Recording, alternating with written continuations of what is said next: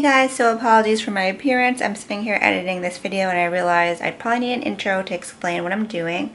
So I recently, well not recently, maybe 2 months ago, I got this product from Graftobian. You may recognize these. These are their correctors in light. And I've been using this in my kit for years and years, but recently they just came out with the coordinating airbrush corrector shades.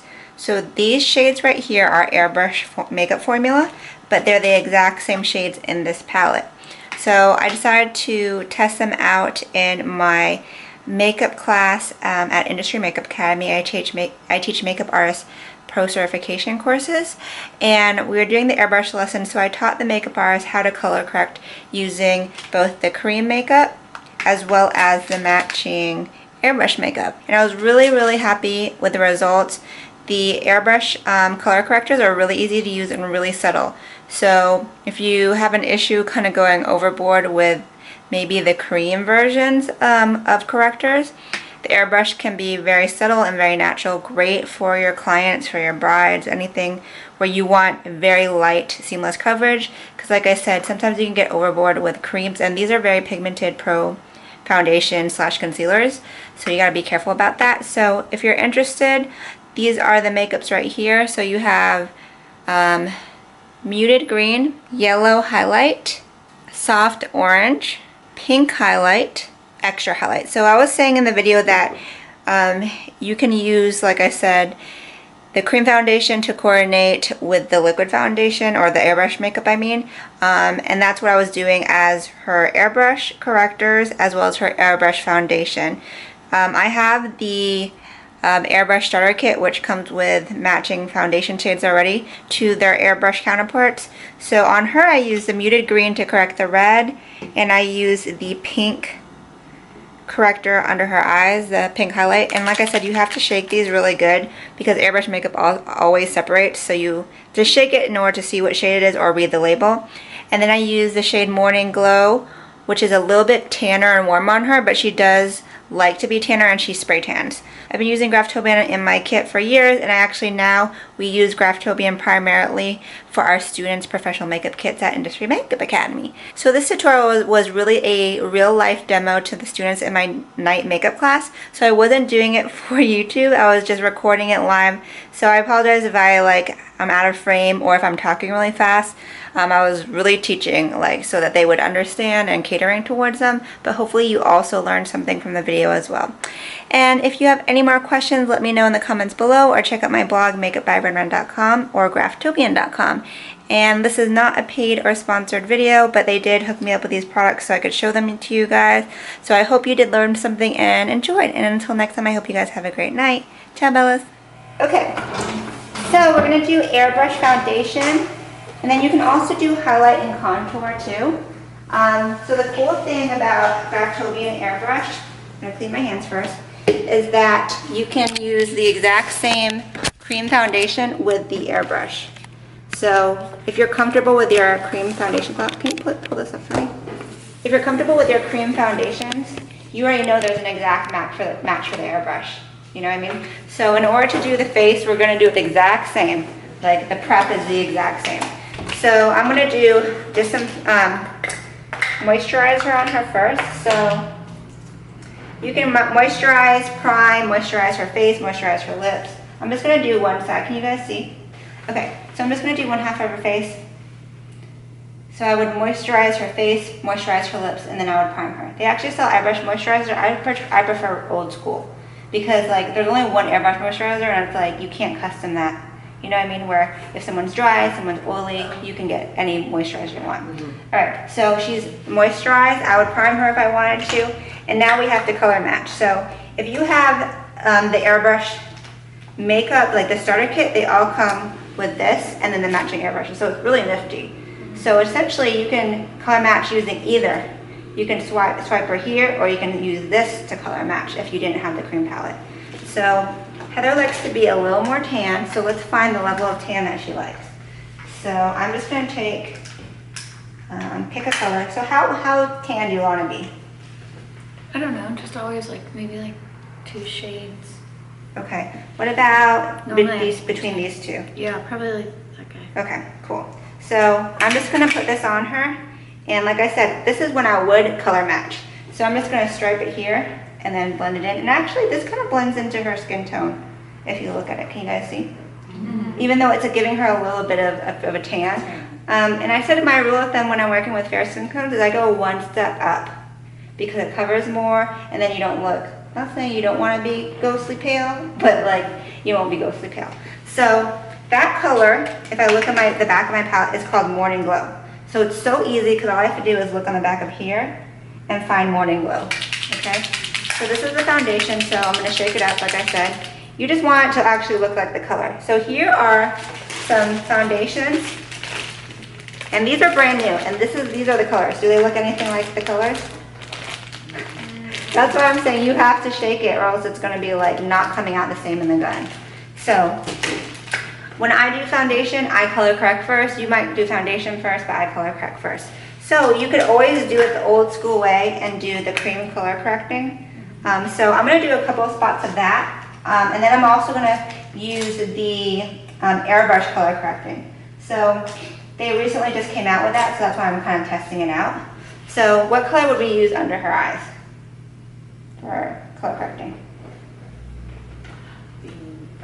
Yellow. For covering darkness? Oh no, I'm sorry. Orange. Yeah. So for her specifically, Light. which one? Which color in this palette? The sound. This one right Second here? guy. The second one. Okay, yeah. Because this is really, really light. Too light. So she doesn't have a ton of darkness on her eyes, but you know, we want to get some coverage. This is way too dark for her. So I'm going to scoop out a little bit of the pink. And like I said, if I didn't have the airbrush color correctors, I could still just old school it, you know, and put this down first because the formulas match. It's a demi-matte cream with a demi-matte airbrush. So you can't, you know, like realistically, if you have a silicone-based airbrush makeup in some brands, you really should use a silicone-based concealer underneath, like with like. But these are a matte match, so you're not even worried about that. So I'm going to do it under here with the traditional way, but then I can also do it with a new airbrush. So if I'm doing smaller areas, I'm going to automatically put my pressure on how much for smaller areas. High, low. Higher. Low. No, lower. Why? Because Wait. It's a lighter airflow. So if it's a small area and you do a big airflow, it's going to shoot out of that small area. So the airbrush comes out like this. Shh. So if I have less pressure, it's going to be like little.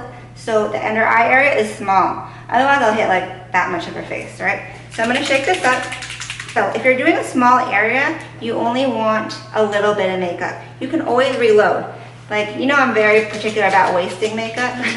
So I'm like, don't put so much and then you're just going to have to dump it out and waste it. So shake it up, put a couple of drops in here.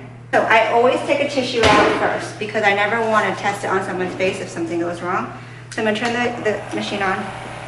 And I'm going to turn it a little down a little bit. So remember, lefty-loosey, more air, righty-tighty, less air.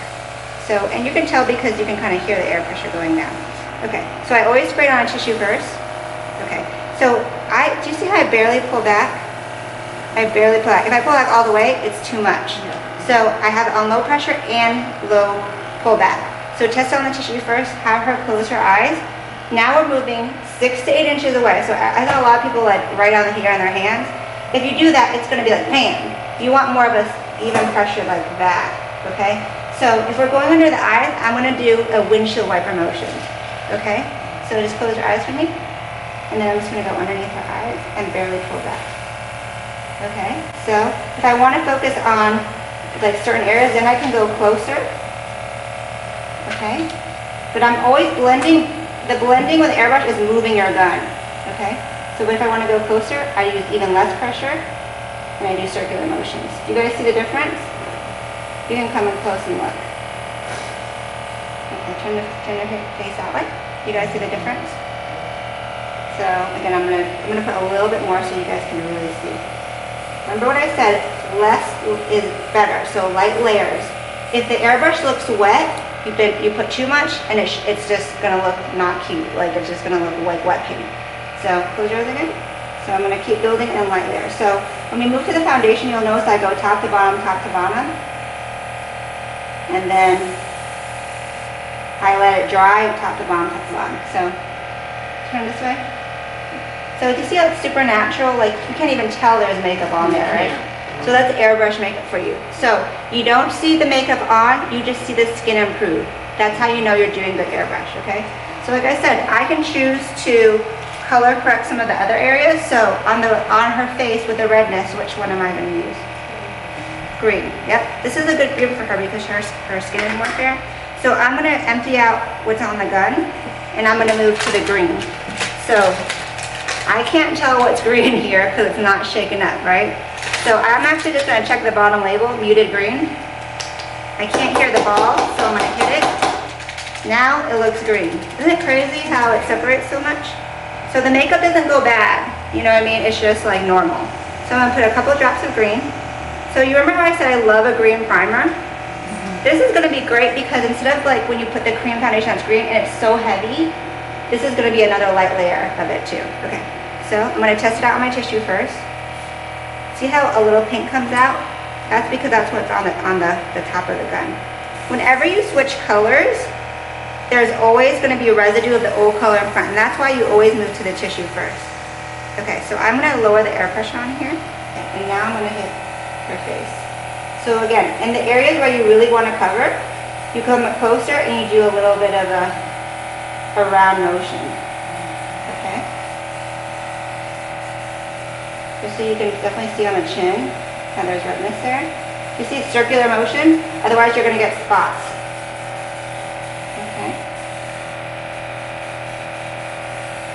Always work behind the nose, people forget that area, and people also forget the ears. Okay? You okay? Yeah, she's gonna go down. Okay, turn your face the other way and show them the difference. Do you see? And it's not like as heavy as the cream corrector green. So it's a nice like light layer of green, so it kind of toned down the red. Now we can go in with the foundation, okay? So I'm gonna clean this out and spray out the residue. Can somebody grab me their airbrush cleaner? So I tend to do lighter to darker anytime I'm working with any makeup, because then my airbrush or my foundation brush or whatever brush doesn't get as dirty. Because it's hard to go from dark to light and then have to clean it out. You know what I'm saying? Yeah. So these highlights, these correctors were lighter, but the foundation is going to be darker, and it's okay. I don't have to clean it that good because we're going with a darker color. All right, so we're going to use Morning Glow on her. All right, so up and down. You see how it's like, you can kind of see the stream in the air, right? Yeah, I can see it. All right, so it doesn't look wet. It's never looking wet. But I barely pull back, and I'm just kind of getting an even coat. So if you did body makeup, same exact concept, but you're doing a higher pressure, okay? Because you have to just be more gentle on the face. Okay, do you see how our skin's improving? But it's not looking wet, and it doesn't feel heavy, does it? And it doesn't look heavy either. So since we're going tanner, we have to bring that tan down to her body, right? Otherwise it's gonna look super fake. Okay. So I can do highlight and contour with this as well. I just have to make sure that instead of the round motions, I have to do the windshield wiper motion that we use under her eye. Okay, let's turn. Do you guys see the difference? So she's definitely more tan and there's more coverage. So these little spots right here, I would have covered those beforehand. It would just made my job easier. Okay, so you can use the cream foundation or you can use the airbrush. Okay. So how does it feel? Good. So on the camera you see it looks really even too. So like I said, this is good for camera because it's that demi-matte finish, which is good for like HD and camera. So at the end, you would just set it normally with powder, and then you can move on to like your regular blush, highlight, eyeshadow, because powder with powder, like with like. So this is actually pretty dry, so I'm gonna go in with the coordinating cream. And I'm going to take my blender brush, which I like to use to conceal, and I'm going to touch up these spots right on her forehead. And it's going to be a perfect seamless cover because they're coordinating.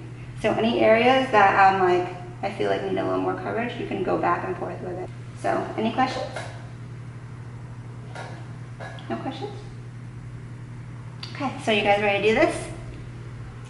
We'll Yeah? see. Okay. Yeah, let's All give right. it a shot.